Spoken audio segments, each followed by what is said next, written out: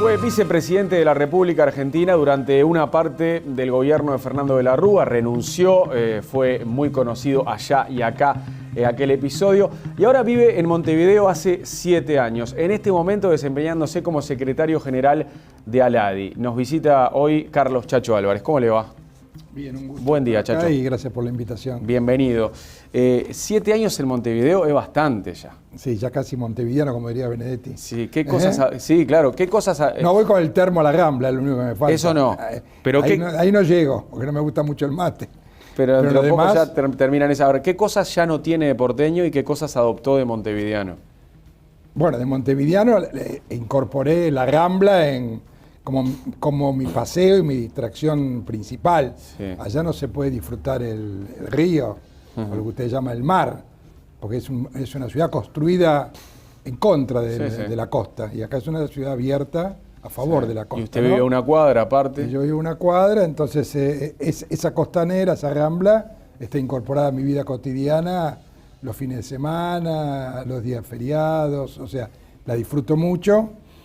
Peñarol es otra cosa que disfruto mucho y comparto mi sufrimiento con Racing de Avellaneda. Mire usted, ¿se hizo de Peñarol viviendo acá? No, me hice de Peñarol chiquito, a los 10, 12 años me hice de Peñarol. ¿Y lo va a ver a veces? Y después tuvimos a Paz, que es un ídolo. Rubén Paz, claro. Rubén Paz, que es un ídolo nuestro. Que corre por la Rambla todos los días. Sí, yo ¿No quiero verlo para abrazarlo. Ya le digo, sí. A eso de la 1 de la tarde, por la Rambla Punta Carretas, Posito, Rubén Paz corre casi todos los días, yo lo veo. Bueno, me gustaría mucho verlo y abrazarlo y agradecerle todo lo que hizo por nosotros, por Racing, claro. Todo lo que lo queremos. Que él sabe, pues una vez contó que su hijo tiene todas las paredes colgadas con carteles con afiches de Racing. Sí. Es muy racinguista. Lo que será el fanatismo de los hinchas de Racing por Rubén Walter Paz, que yo una vuelta a Diego Capusotto en una entrevista le pregunté, bueno, Diego era muy de Racing. ¿Con qué uruguayo te gustaría tomar un café? Sí. Y le puse, nombres de uruguayos célebres, y me dijo, no, a todos ellos los quiero, pero si me decís tomar un café, Rubén Walter Paz. Sí, claro. Rubén Paz. Para nosotros es un ídolo, y eso que salió campeón de la Supercopa con nosotros, pero no ganó campeonatos nacionales. Pero la entrega que tuvo, el talento que tuvo para jugar, y aparte humanamente un tipo extraordinario. ¿Y siente que perdió cosas de porteño ya? No sé si el bares. Es decir, Montevideo tiene muchos restaurantes nuevos, lindos, se puede ir a comer a muy lindos lugares. Pero lo que no tiene lo que tiene la ciudad de Buenos Aires.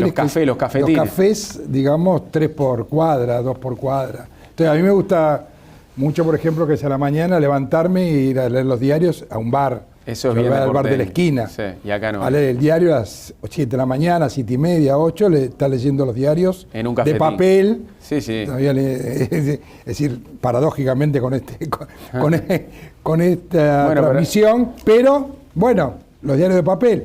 Y eso acá es difícil encontrar bares para tomar un café. Es fácil encontrar lugares donde comer, pero más hay difícil. Menos de eso, sí. Vale, entonces eso extraño. Después en los cines pasan buenas películas. Hay una oferta cultural en Uruguay interesante. En el Solís está mi amigo India, está Julio Boca en el ballet. O sea, que hay una oferta cultural interesante en Montevideo. O sea, que no pueden decir, quizá en escala no se puede comparar con la de Buenos Aires en cuanto a teatro y cuando teatro independiente, teatro comercial, pero hay una oferta importante si uno busca en Montevideo de cine, de teatro, de museo, de cosas para ir a ver y a visitar. Y después a mis hijos les encantan, así que yo no tengo ese problema que tengo que ir a Buenos Aires seguido para ver a mis hijos, porque mis hijos me piden venir acá, claro, porque les encanta Montevideo. Entonces ellos vienen mucho acá y a mí me permite ser más montevideano en ese sentido. ¿Y ya maneja los tiempos uruguayos, esos con más calma que los de Buenos Aires? Me cuesta todavía, ¿Ah, sí? En el trabajo me cuesta en algún sentido, ¿no? Cuesta un poquito. La velocidad es otra, pero eso tiene su pro y su contra, porque también hay menos crispación.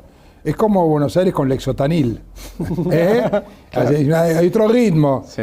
Pero eso tiene una contra quizá, no sé, los economistas dirían en términos de productividad del trabajo, pero otros dirán, lo alabarán en términos de calidad de vida, que también es importante. Entonces yo discuto siempre que la calidad de vida de Montevideo es muy superior a la de Buenos Aires, y tanto es así que aún sin conocer mucho Montevideo, cuando yo voy a mi país, en Buenos Aires, me dicen qué suerte que tenés, que trabajás en Montevideo.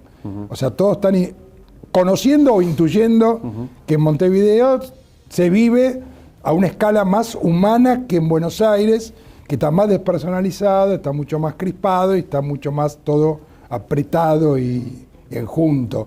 Y con enojos, con mayores niveles de enojo. Por ejemplo, vos lo ves en el tráfico, un porteño se atranca mínimamente y empieza con la bocina como si viviera solo, como si estuviera solo en un desierto, en serio. Acá, para tocar bocina tiene que estar muy mal una persona, ¿no? En el tráfico. Entonces son conductas, acá todavía en la cebra cruzás y paran, ¿no? Es decir, entonces hay conductas, hay valores, hay cosas que yo defiendo mucho de acá y que me parece que todas ellas constituyen o generan una calidad de vida superior, ¿no? Digamos, la escala también lo favorece, ¿no? Chacho, ¿cuáles son sus obligaciones como secretario general de ALADI? Bueno, primero, renovar una institución que estaba, entre comillas, condenada a ser un organismo residual, porque la región había creado la UNASUR, la CELAC, entonces los organismos que se habían creado previo a esta llamada etapa post-liberal, habían quedado un poco relegados, eran de la etapa liberal, es decir, eran algunos, ¿no? Había una concepción de ese tipo. Entonces, mi función era colocar a ALADI nuevamente en el mapa de la integración como un organismo sumamente importante, porque ALADI fue y es un organismo importante porque es el que tiende a promover el comercio intrarregional, que haya más comercio entre nuestros países. Y es muy difícil armar una América Latina más importante, más competitiva y más protagonista si no tiene un mercado ampliado, mucho más integrado. Así que yo tengo como tarea básicamente promover y generar más comercio intrarregional, o sea, en América Latina, y que la ALADI vuelva a ser un organismo reconocido, respetado, activo. Y el otro tema, gran tema, es lograr consenso entre proyectos que son muy distintos. Por ejemplo, yo tengo que lograr consensos entre la Alianza del Pacífico, el Mercosur, el ALBA, la Comunidad Andina, porque todos esos proyectos subregionales conviven en ALADI. Entre los 13 países que tenemos en ALADI conviven todos esos proyectos, con visiones distintas, con percepciones ideológicas distintas. ¿Pero ALADI termina incidiendo en decisiones?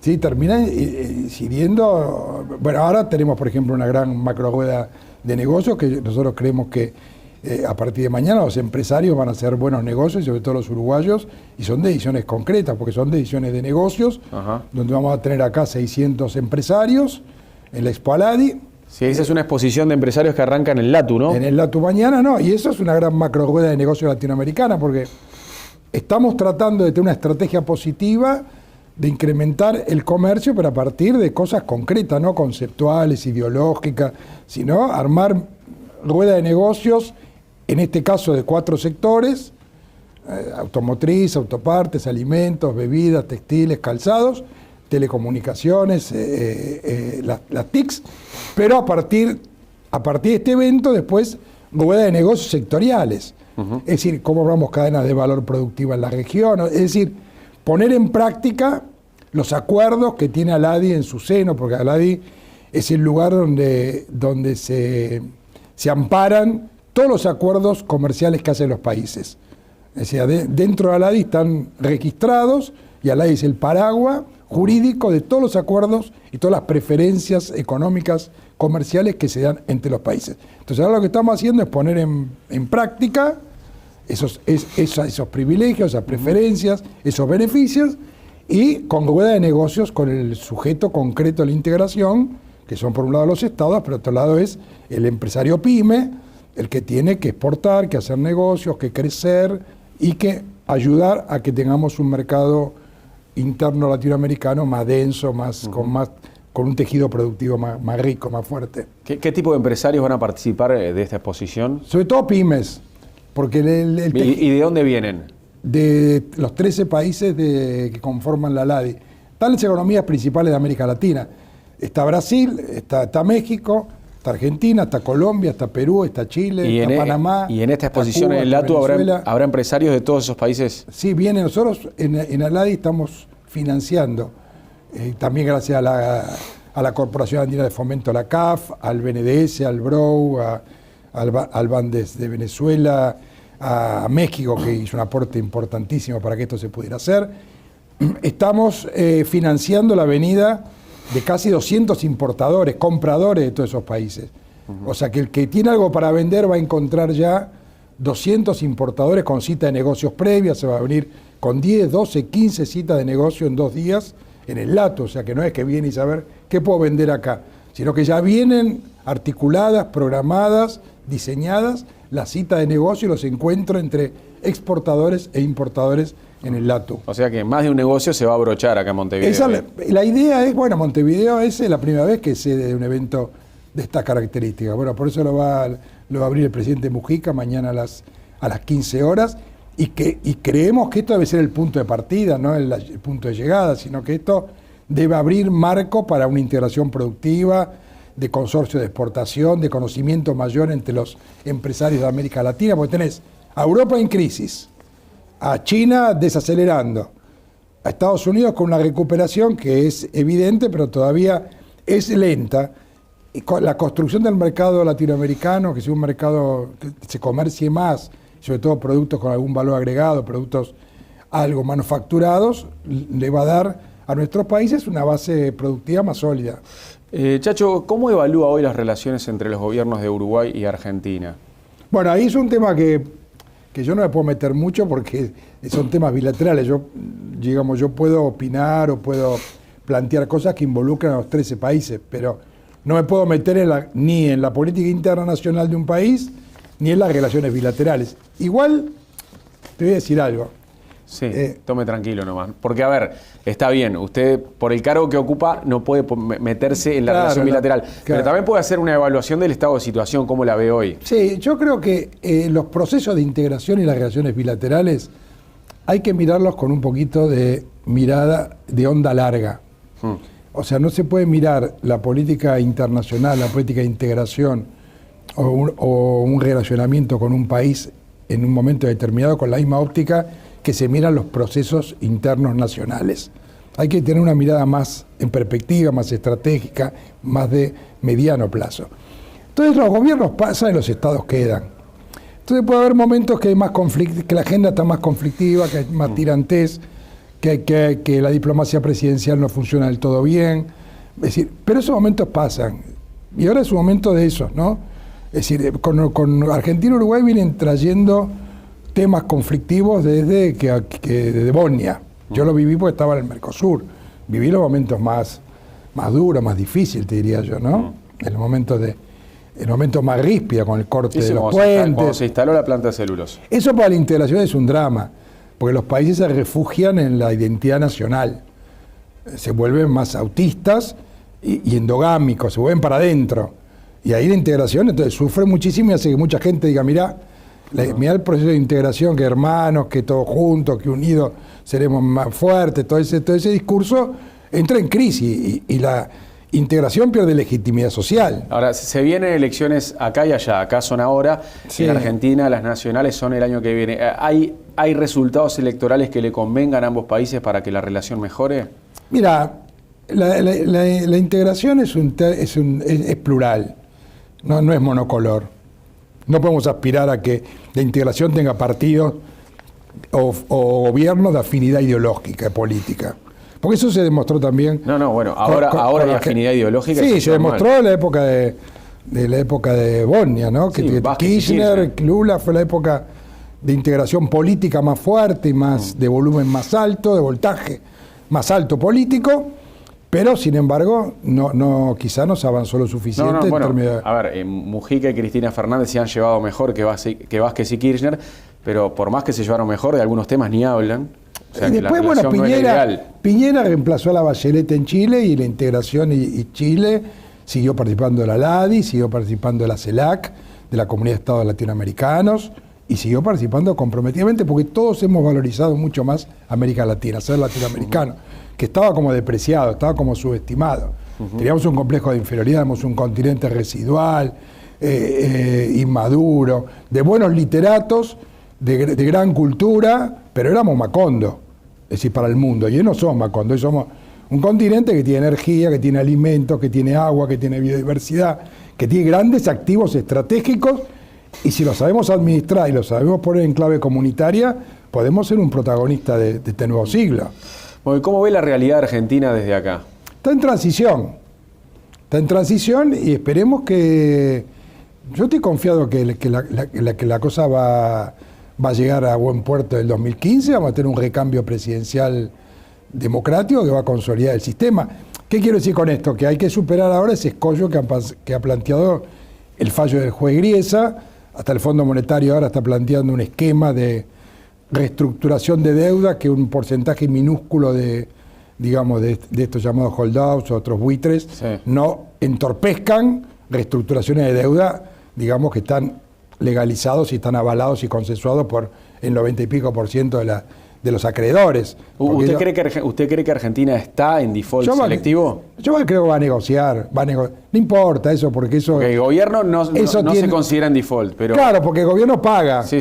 Pero la plata no llega. Queda retenida. Entonces hay visiones distintas. Algunos llaman default técnico, default selectivo. ¿Y qué visión tiene usted de eso? Yo tengo una visión de que a partir de que caiga la cláusula Rufo, digamos, que es la que posibilita que los que entraron al canje hagan juicios para cobrar lo mismo o las mejoras que cobrarían eventualmente los fondos buitres, cuando caiga esa cláusula, yo creo que va a haber una negociación de las condiciones que se puedan acordar sin mejorar tanto lo de los fondos buitres respecto a los que entraron al canje. Entonces yo pienso que le va a convenir a los que necesitan cobrar, y le va a convenir a Argentina para llegar tranquilamente al 2015, procesar una transición tranquila y mejor en términos económicos, ¿no? Y a nivel nacional, esa división tan grande que hay en Argentina, ¿cree que va a durar muchos años más? Bueno, las contradicciones políticas a veces son más fuertes y otras no tanto, pero siempre una sociedad está dividida por alguna línea imaginaria entre los que avalan una política. Lo vemos en Brasil, los que votan al PT, los que votan al PCDB. Esa línea de fractura que tiene la sociedad tiene que ver con la competitividad de una democracia. La línea de fractura que tiene Uruguay es más tranquila, quizá, pero yo la vivo en Uruguay escuchando discusiones entre frente amplistas y partidarios de los partidos tradicionales. Es una discusión dura, es una discusión donde ambos términos se niegan, pero son parte de la competencia democrática. Pero en Argentina fue con más odio, ¿no? Sí, con esa contradicción. El problema es de esa contradicción que llega a las amistades, que llega a las familias, que la política termine quebrando afectos o separando en otros planos de la vida que no debería separar.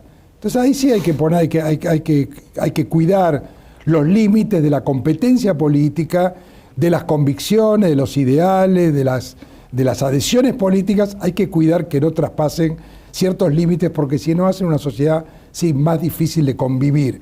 Porque debemos disentir, podemos disentir, la democracia es eso, disentir es pluralidad de opiniones y voces, pero a su vez es convivir en un proyecto de país que algunos denominadores comunes debe tener.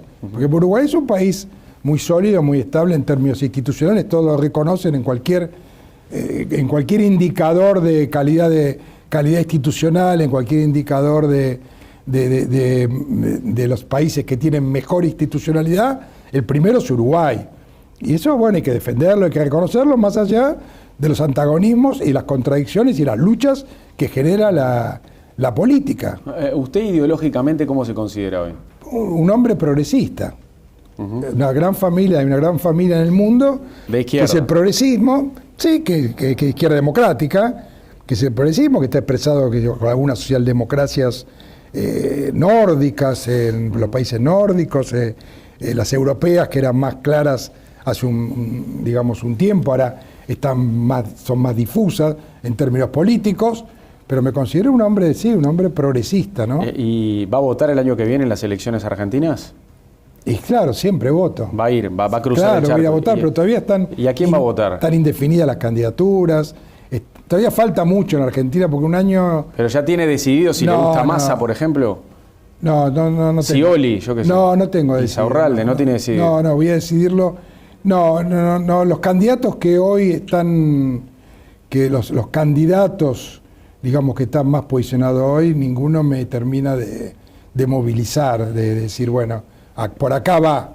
Me parece que falta completar un poco el mapa, la oferta política electoral de Argentina. Me parece que todavía está incompleta. Por eso digo, no quiero rehuir la pregunta con la idea de ampararme en el tiempo que falta. ¿Wiener va a ser candidato? Wiener es una buena persona, pero me parece que está, bueno, yo viví la alianza con el radicalismo, no puedo tener una buena idea de eso, ¿no? Pero Wiener me parece una persona muy buena, muy honesta. Y Massa viene con fuerza. Santa Fe. Massa encabeza las encuestas, viene bien. Sí, pero eso es, mire lo que pasó en Brasil, ¿no? ¿Vio lo que pasó en Brasil? O sea, ¿cómo era el mapa? Sí. El mapa era Marina, Marina que arrasaba. Pero el fenómeno Marina tsunami, fue de un mes. Tsunami fue un mes que iba primero, ganaba el balotaje, y ni siquiera la daban tercera en las últimas semanas, ¿no? O sea que ahí también hay una gran falla del sistema de encuestas, ¿no? Debe ser difícil también encuestar a Brasil, y aparte mucha gente se está decidiendo en el último momento. O sea, el tema es así, los partidos, las fuerzas políticas tienen una clientela leal y cautiva, que se llama, que votan a esa fuerza política y al candidato de esa fuerza política. Y eso tiene un piso alto, porque son tradiciones políticas fuertes, como el Uruguay. El Uruguay es un país de tradiciones políticas, es uno de los países que todavía le queda un sistema de partidos muy fuerte y muy estructurado. Y eso es muy bueno para la democracia, tener sistema de partidos fuerte. Pero a lo último hay una masa de indecisos que no tiene adhesión a ninguno de esos partidos, ni a los tradicionales, ni a la izquierda, y se va decidiendo en el último momento. Y eso complica todas las mediciones y complica a los encuestadores, ¿no? Cuando usted habla con gente de distintos países, ¿no? Usted se codea con gente de todo el mundo, sobre todo a nivel de América Latina, y le preguntan, bueno, explícame, Chacho, el fenómeno del peronismo. ¿Qué les dice? El peronismo es como un ovni, un objeto político no identificado. Es como un artefacto que un sociólogo llamaba que tiene un significante vacío. O sea, es muy difícil de cargar de significado porque el peronismo fue de izquierda, fue de derecha, fue de centro, puede ser cualquier cosa. Entonces un magma ahí que tiene una visión muy fuerte sobre el poder, digamos que tiene un sentido, digamos, de poder muy importante, que saben manejar el poder. Eso lo mostró Menem por un lado en los años 90, lo mostró tanto Kirchner, tanto Néstor como Cristina, que tiene una vocación de estar en el poder y que sobre todo tiene una cualidad que es permanecer unido pese a las diferencias en torno a quien gane. Antes era en torno a un gran líder, como fue Perón, y luego fue en torno a quien gane, a quien llevase el peronismo a la victoria. Entonces ese peronismo contradictorio, y a veces que uno dice cómo pueden convivir estos sectores, lo que tienen como memoria histórica y memoria presente, que para conservar y tener el poder y llegar al poder hay que mantenerse unido atrás de la figura que garantice la victoria. Hay que ayudar al ganador, siempre hay que estar ayudando al ganador. Y eso ha mantenido al peronismo en el poder. Es la única fuerza política que ha mejorado sustantivamente en la historia la vida de las clases populares. Ninguna fuerza política que vino después del peronismo hizo tanto por los trabajadores y los sectores populares. Eso quedó registrado en la memoria más profunda de las clases populares en la Argentina. Y las fuerzas políticas que gobernaron o gobernamos la Argentina de manera alternativa al peronismo se ha fracasado. Entonces, ese conjunto esos componentes son los que explican en parte al peronismo, que por supuesto es una cuestión mucho más compleja. A mí me vienen estudiantes de Berkeley, de Harvard, de universidades de muchos países a decir que van a hacer una tesis sobre el peronismo. Y yo le digo, mira, yo estuve ahí y no lo entendí, así que te pido que cambies la temática de tu tesis, porque es difícil de comprender para quienes estuvimos, para quienes somos argentinos, y por supuesto mucho más para lo que lo viene a estudiar como fenómeno distinto a todos, porque uno dice al PRI mexicano. No, y el PRI mexicano ganaba con fraude, el peronismo ganó siempre democráticamente las elecciones, fue echado del poder siempre con golpes militares, fue proscripto, o sea, el peronismo no se puede equiparar a ningún movimiento que ha tenido tanta persistencia o un nivel de existencia tan fuerte en América Latina. El que entiende mucho el peronismo es el presidente Mujica. Bueno, es el que más lo entiende. Yo recuerdo hace unos años que le hice una entrevista a Mujica, le pregunté qué estaba leyendo y me dijo, estoy leyendo un libro del peronismo el que más lo entiende para entender Uruguay, mejor a los argentinos. Sí, el que más lo entiende en Uruguay y el que, bueno, lo conoce más y sabe también, bueno, las dificultades que eso genera, pero el que entiende más la política argentina me da la impresión que es más abierto, porque ha llegado así una comprensión así epifenómena, digamos, de ese movimiento, es el presidente Mujica. ¿Se acuerda de las definiciones de Mujica en aquel libro Pepe Coloquios, que fue muy polémico? Sí, ¿cómo era? Que dijo qué patota en un momento, ¿no? Sí, hablando bueno, del peronismo también. Sí, pero a ver, hay que tener un diccionario Mujica-castellano, castellano-Mujica. Porque cuando Mujica dice viejo, no te está ofendiendo porque sos grande, porque él es grande, es una forma... Y cuando le dijo tuerto a Kirchner, claro, sí, no se lo dijo. Pues hay que entender el vocabulario de Mujica, que no es agraviante, sino que tiene una forma de denominar algunas características, algunas personas que son hasta graciosas, pero nunca quieren ser humillantes, nunca quieren ser insultantes. Y sobre todo hubo que explicar eso cuando dijo esta vieja es peor que el tuerto, ¿no? Que generó mucho dolor del otro lado y sobre todo mucha polémica. Sí, bueno, pero son los comentarios que puede hacer cuando de políticos fuera de los micrófonos. El mundo de la política fuera de los micrófonos, la gente se asombraría. O sea, es lógico, como es el mundo tuyo. Salís de acá, se apagan las cámaras, se apaga internet, te vas ahí, ¿cómo hablas? No hablas igual que hablas en la cámara, cuidado, bueno, opinás de la gente igual, no opinás de la gente igual. Si vas a un bar con tus amigos y opinás de determinadas personas, como no opinarías nunca jamás, no lo harías nunca. La política es lo mismo. Chacho, vamos a recordar un pequeño audio del día que renunció a la vicepresidencia. A ver, ¿lo tenemos por ahí? ¿Por qué esta tortura? Quiero transmitirles los fundamentos de mi decisión. Presento mi renuncia indeclinable al cargo de vicepresidente de la Nación.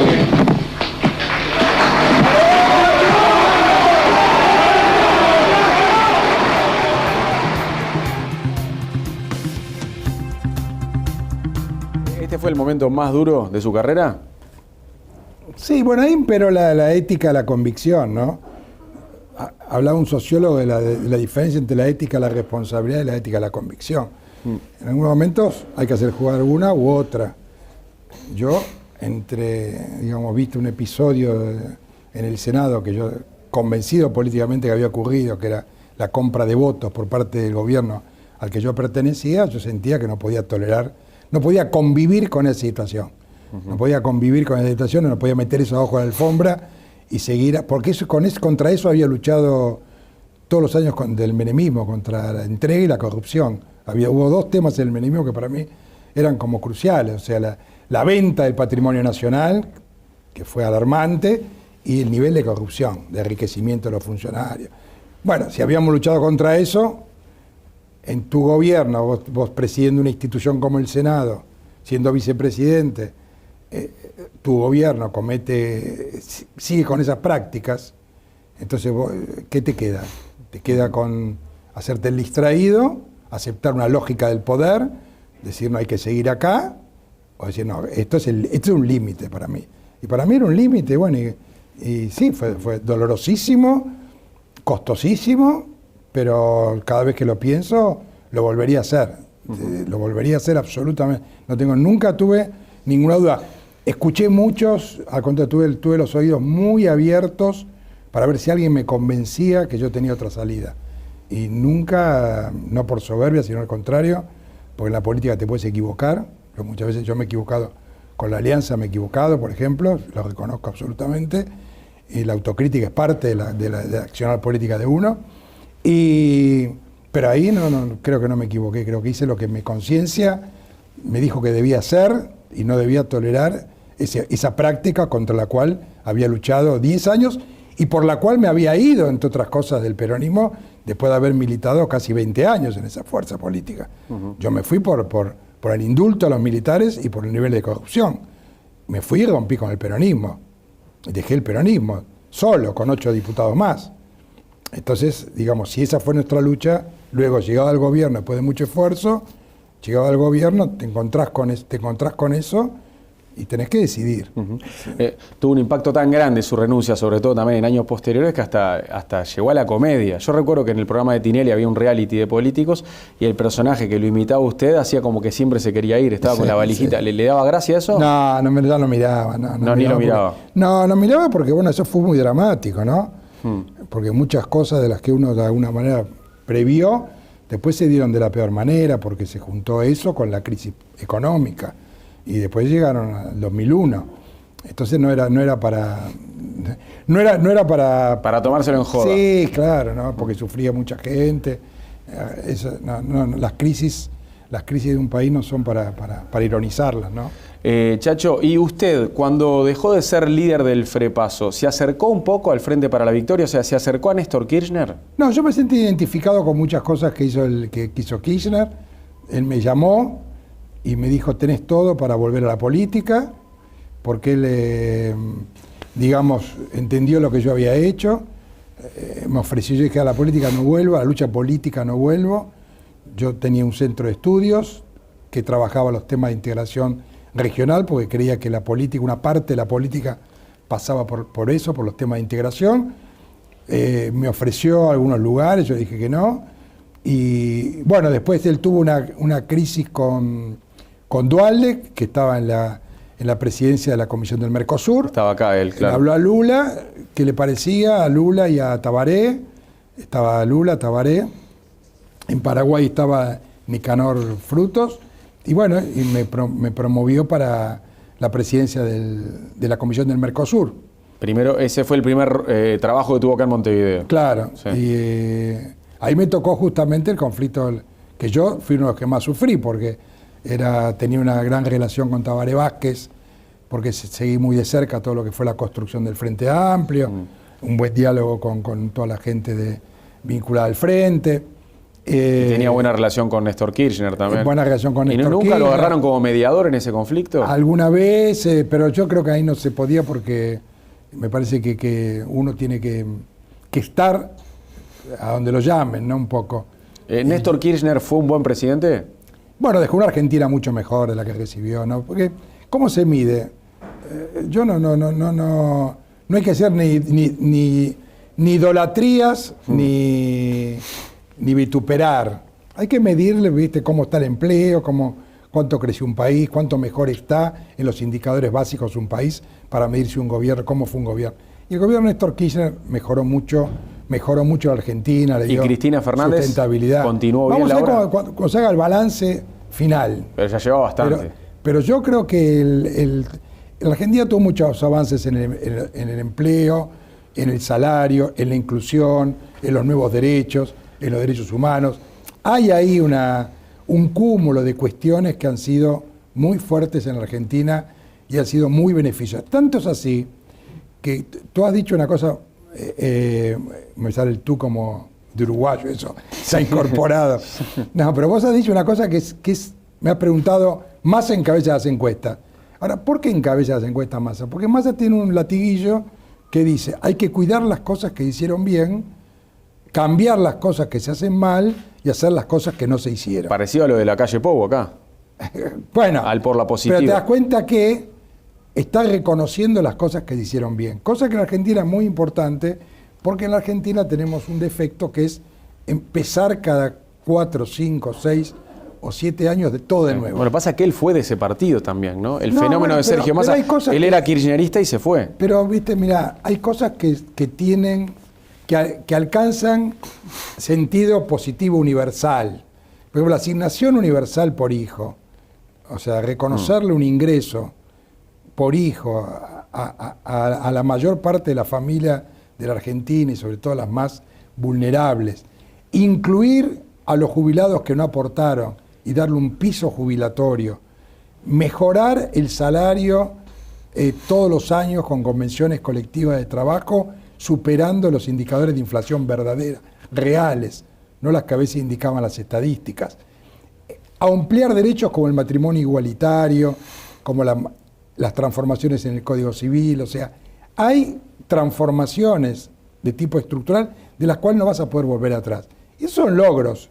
Luego tenés en la Argentina el tema de la inflación, tenés el tema de que bueno, ha crecido el nivel de delito, de inseguridad, tenés cuestiones muy complejas, el país está decreciendo porque hay una situación también complicada a nivel internacional, toda la América Latina está decreciendo y eso va a tener un impacto fuerte sobre todo en nuestros países. Es decir, yo como no estoy en la lucha política, puedo hacer un balance más sereno, más tranquilo, y no digo ponerme por arriba porque eso nunca me gustó, pero digamos, sin entrar en que si decís una cosa sos oficialista y si decís otra sos opositor. Es decir, me parece que porque eso es un peligro al que uno está sometido en un momento de situaciones de trinchera. Bueno, como acá en Uruguay, estás a 2 semanas de las elecciones, si lo que opines sobre el Frente, o sobre la calle Pou, o sobre Bordaberry, va a leerse en clave de defensa o de crítica a uno u otro, ¿no? Uno mirándolo de afuera nota que la calle Pou y Massa tienen afinidad, han tenido encuentros incluso, bueno, y que de repente Scioli con Vázquez tienen una afinidad también. Son las opciones centro-derecha, como es Aécio Neves en Brasil, en una realidad latinoamericana que antagonizan o compiten un bloque o coaliciones progresistas, Brasil, Argentina, Uruguay, Bolivia, Chile, con coaliciones de centro-derecha. Me parece que eso ha fortalecido la democracia regional. Me parece bueno que haya coaliciones estables. Me parece bueno, por ejemplo, lo que ha pasado en Brasil, que Marina salió tercera porque era una líder que decía que podía gobernar sin partidos, que podía gobernar en un emergente que de repente produce un gran shock, que tiene que ver con la pérdida, la muerte de Campos, un shock emocional, y de repente dice que hay que gobernar con los buenos y no con los partidos. Entonces, todo un discurso muy demagógico. Después, eso te puede llevar a la ingobernabilidad de un país. Entonces, la gente es madura y ha elegido por opciones que son opciones políticas, institucionales, que tienen anclajes fuertes en la sociedad. Y vos fíjate que el fenómeno, en mayor o menor medida, se repite en todos nuestros países. Bloques progresistas de fuerzas y partidos que han llegado al gobierno después del fracaso de los 90, tal cual, así llegó Kirchner, así llegó Lula, así llegó Vázquez, así llegó Evo Morales, así llegó Correa. Es decir, fuerzas progresistas que colocaron lo social en la agenda, porque el liberalismo, desconoció la cuestión social y trabajó más con la estabilidad económica solamente y desconoció el tema. Llegó a la izquierda, los países mejoraron, porque esto lo reconocen todos, hubo una década de crecimiento, mejor o menor aprovechada. Se puede discutir después cada caso en particular, pero en términos globales, se mejoró la pobreza, los indicadores de pobreza y exclusión, y ahora después de 8, 9, 7, 10 años, la gente va a medir si hay que seguir con ese camino, haciendo lo que falta, corrigiendo, agregando, haciendo autocrítica a muchos temas, o hay que cambiar a la centro-derecha. Es así, y bueno, eso es lo que pasa en Europa a otro nivel, en democracias maduras. Nos está pasando lo que pasa en democracias maduras, y eso me parece que es muy bueno. Y también una cosa que yo veo muy positiva en Argentina, muy positiva en Brasil, muy positiva en Uruguay. Vamos a poner ejemplo Uruguay, todos lo conocemos más. Las discusiones económicas son en los márgenes. Son en los márgenes. No hay un partido que dice, yo vengo a hacer todo distinto en lo económico a lo que hace este gobierno. Y eso es muy bueno. Sí, solo los partidos menores, los radicales. Bueno, pero los que no tienen ninguna chance de gobernar. Sí. Entonces, ¿qué está mostrando esto? está mostrando que se está construyendo un consenso, no como piensa alguno que una gran mesa y todos son buenos y se dan besos y políticas de Estado. Eso no va a pasar nunca. Como que el rumbo económico es el mismo para todos. Así es. Como es que hay discusiones en las márgenes. Entonces acá dice, el centro derecha dice, estamos preocupados por las alertas amarillas de la inflación, que está bajo el rango meta de inflación. Bueno, no son temas así que el país va a entrar a una crisis, no son temas estructurales, son discusiones en las márgenes en la economía. Y yo escucho las consultoras, escucho los debates económicos de los estudios económicos, digamos, más prestigiosos del Uruguay, y también veo eso. Y veo que reconocen avance. Entonces, digo, eso es muy bueno, más allá de quién lo hace, quién lo hizo, o cómo se posiciona la fuerza política para ganar una elección, sacando los jarascas, es muy bueno para un país que las discusiones sean más en los márgenes, no sean acerca de la matriz, la columna vertebral de un proyecto que diga hay que terminar con todo esto que está pasando y hay que hacer toda otra cosa. Y a la distancia, ¿qué le dejó aquel turbulento gobierno de la Rúa?